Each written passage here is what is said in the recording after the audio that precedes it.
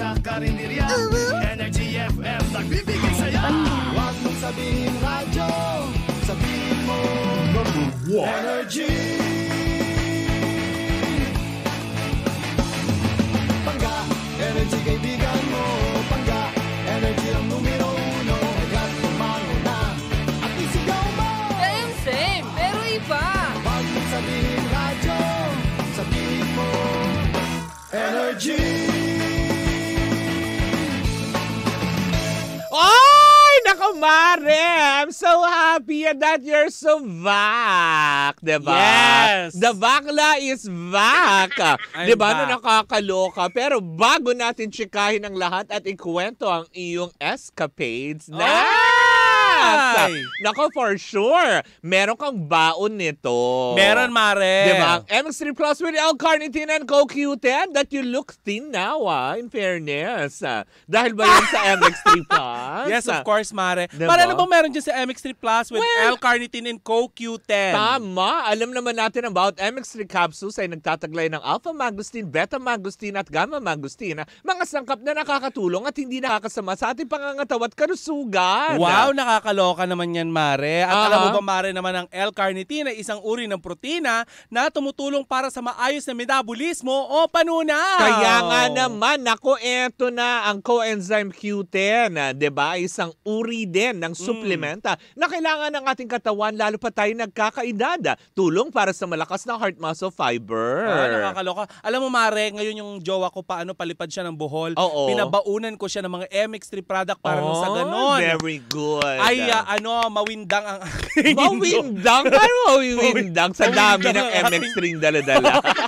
Mawindang ang aking in-laws. Ay, in fairness. In-laws. Sa MX3 products na kanyang dadalhin. Kaya nga naman, para makasiguro kayong tunay, natural at original, siguraduhin lamang na sa mga leading drugstores kayo pupunta nationwide. O kaya naman, Mari, kung merong katanungan ng ating mga pangga, bisitahin nyo lamang ang mx3ph.com. Or pwede kayong tumawag sa kanilang hotline sa 0918-8888-693. Kiss, miss! Dabaglita!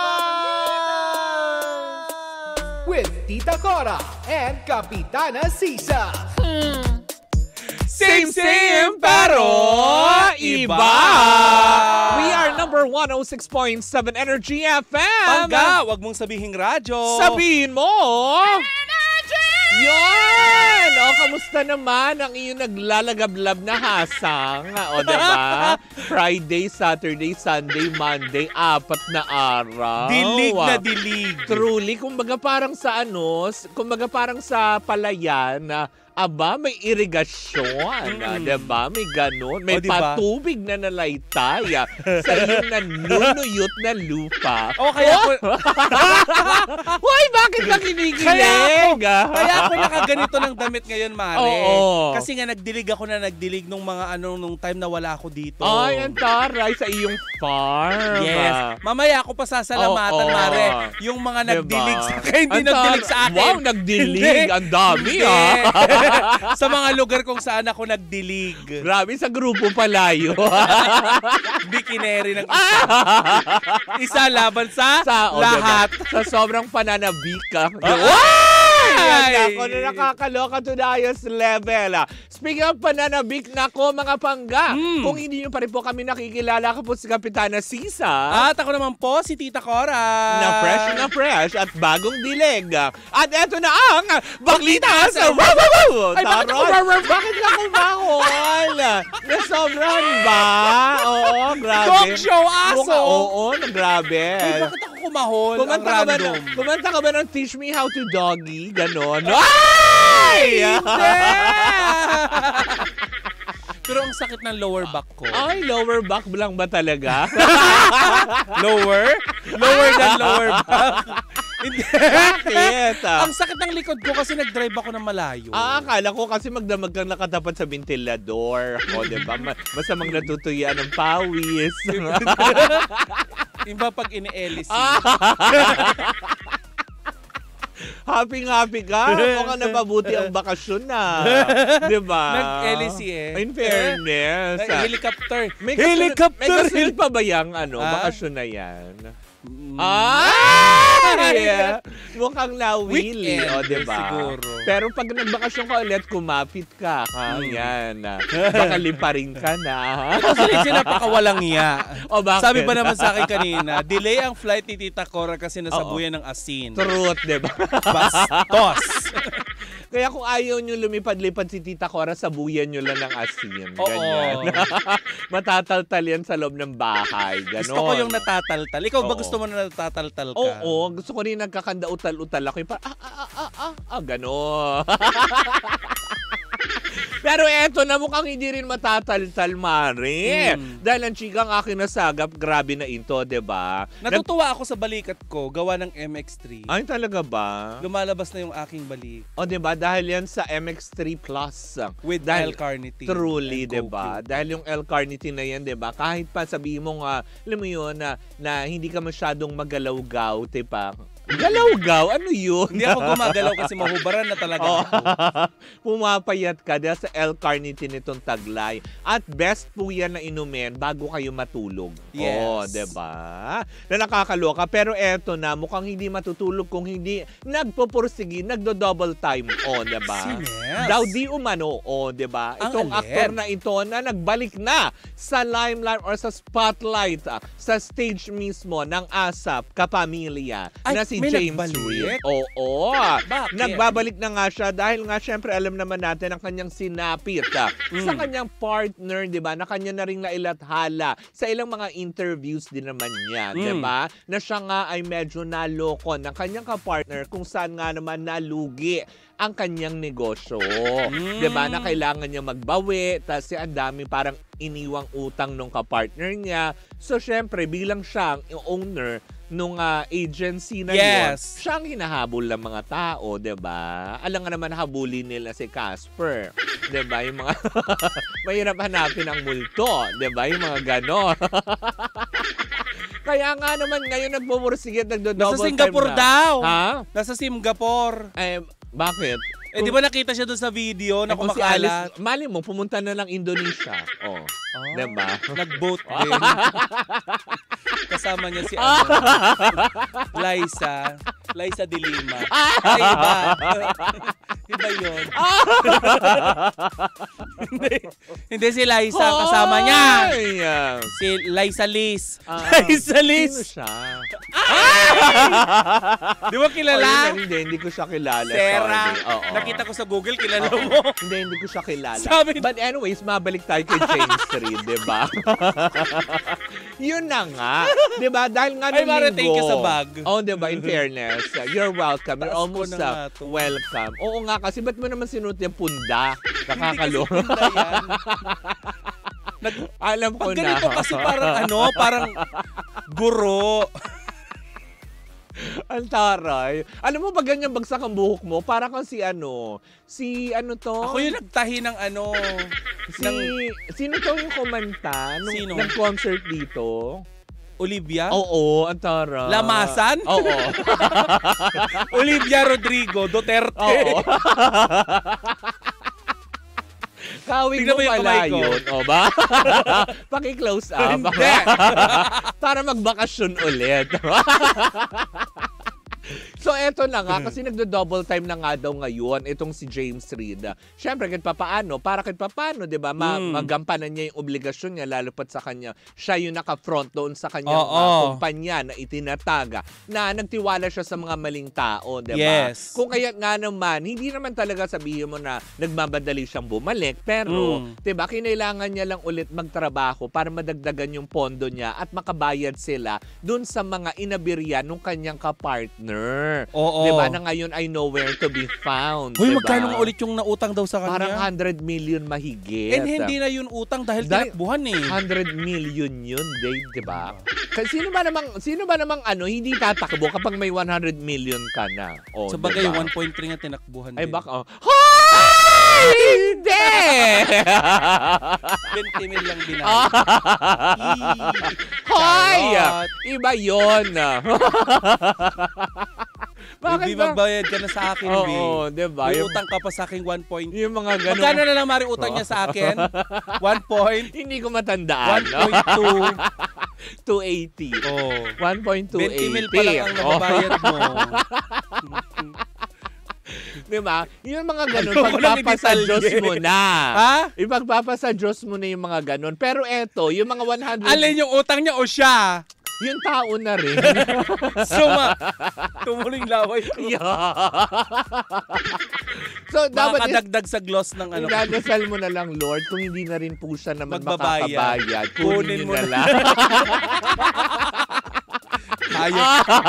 Char-char lang. Alam naman kasi B, 1.3. Oo. Hindi, ito kasi, katulad yung kay James 100 Reid, diba? million, 100 million, Mare. Kung ikaw ba naman na makakulimbat ng ganyan, sa tingin mo, hindi mo na kayang paikutin ang mundo mo nun? Kaya ko, Diba? pero Mare, lagi ito Kaya mo natandaan. mag-construct ng panibagong mundo. Oo. Yung 1.3, wala lang Oo, yun. wala. Bili ka lang ng brand yun na sasakyan, Oo. ubos na yun. B. Correct, diba? Yung Pero mga bayaran ganon. mo pa rin Oo. ako. 1.280. Binaghihirap na ako. Nakakaloka ka naman dyan. Pero yun na nga, di ba? At least, eto, kinakikitaan ng magandang senyales at pagiging responsable na hindi niya, actually, wala namang sinabing isinasara nila yung kanilang ahensya, di ba? Siguro talaga, ginawa niya lang to para makatulong na din at hindi maisip ng mga tao na kasabwat siya nung partner niyang nanloko di umano sa kanya, di ba? Na kanila rin namang sinasabi, di ba? Pero sana, kahit papaano, di ba, maisipan naman din ng partner niya na ibalik kahit naman 20 milyones doon. May 80 pa siya. Oo nga. Pero ang Ano ba hindi namang mawala ibalik talaga sa mo? isip ko, yung 1.28. Ay! Di bayaran mo na. Sabihan mo lang ako kung gusto mo na maghulog. Oo. Kahit pa isa-1,000. Willing to adjust, meet up. Kahit Ganun. 1,000 per month. Okay Kaya na yun. nga. 1,000 per month. Dapat hindi kita Kailan pa kayo ginagarantor. matatapos? Dapat kasi hindi ko siya ginarantor. Ikaw kasi ang hilig mo sa ganyan eh. Yan tuloy. Diba? Ba't nyo kasi Pampatayo ko yan ng bahay, B. Bakit nyo kasi ginalaw ang pera ng DSWD? Hindi. Char lang. Hoy, hindi. Char lang. Hoy, baka hindi ako damay dyan, ah. Sa gumagalaw ng pera sa DSWD, hindi ka damay? Hindi. Ay, hindi. Oo. Mukha lang akong tiwaling opisyal. Pero hindi po ako opisyal. Tumingin kayo sa akin. Mukha ba akong tiwaling opisyal? Huwag na pala kayo tumingin. Wag. Sagot sila lahat, oo. Oo. Malamang lahat ng mga nanonood via our social media platform, tumatango sila. Alam mo, ang dami Oo. nakakita nga sa akin noong nakaraan. Oy, bakit? Kapitan ang tawag nila sa akin Oh, wow. kasi akala nila ako si Kapitana. Mas mukha daw akong Kapitana. diba? Hindi ako Kapitana. Diba? Tapos Ayaw yung mo klase nun. ng Kapitana pa yung tiwaling opisyal. Huwag ka mag-alala kasi pinapasa ko na sa yung pagiging kapitana kasi alam mo kung ano na ako. Bakit? First lady. Oy! Sino sa kanila? First lady. Kapag tumama na ng senador yung aking Lagot ka kay beta. Lisa Marcos. Lagot Ay, ka. Di ba rin magkakasundo kami, di ba, ng aking kumare. Sino? Kumare. Lisa Marcos. Magagalit sa'yo si Direk Daryl Yap. Ay, sorry. Ang daming isinangkot. Wala. Puro mga opisyal. Ay, nako. But anyways, diba, good luck to James Reid. At kahit good luck papaano. din. Oo, Alam mo, diba? James Reid, para mabawi mo 100 million mo, Oo. bumalik ka talaga ng ABS. Oo. Ay, nandiyan na nga siya. Diba? Welcome na nga At siya. least nung siya sa asa-asa ABS pa. bumalik, hindi yung iba nagpa-file ng candidacy pag nabuboard. Wow. Pag bored kayo. Pag yung walang project, Oo, nagpa-file ng COC. Diba? Sus ko. Diwata. Oo, Bakit? yung naglinis siya ng Manila Bay nung nakaraan, tawang-tawa yung mga tao. Pero nung niyakap siya nung Diba? nandun sa labas, ayaw Oo. niya. Di ba yung mga ganyan na nakakaloka yun? Nako, Rosmar. Nako! Uy! Ang dami-dami mo nang hindi nadamay. Nakakaloka. Pero yun na nga, di ba? Dahil sa nalalapit na ng eleksyon, maging mautak po tayo, ha? Hindi porket sila From James Reid to. Di ba? To politics. Hindi talaga. Parang O, naging ano? national issue na talaga yung mga nagpa-file ng Diba? candidacy. Yung mga artista, dumami sila lahat.